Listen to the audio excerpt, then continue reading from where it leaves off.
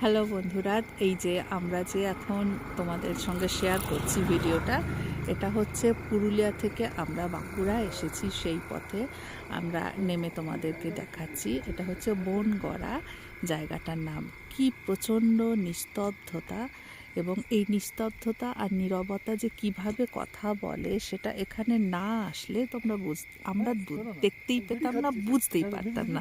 আর এইটা তোমাদের সঙ্গে না শেয়ার করতে পারলে একদম ভালো লাগতো না। এবং কাছেই দেখতে পাচ্ছি জলবিদ্যুৎ প্রকল্প।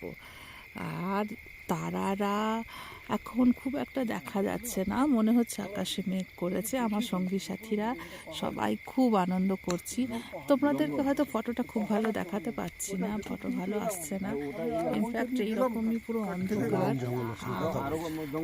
এখানে গাছেরা তো সন্ধ্যাবেলা কথা বলছিল, এখন এই নীরবতা, একটা জঙ্গল পুরো নিজেদের মধ্যে এমন কথা বলছে যে আমরা যে ওদের সঙ্গে কথা বলতে চাইছি, ওরা কথার উত্তরই দিচ্ছে না।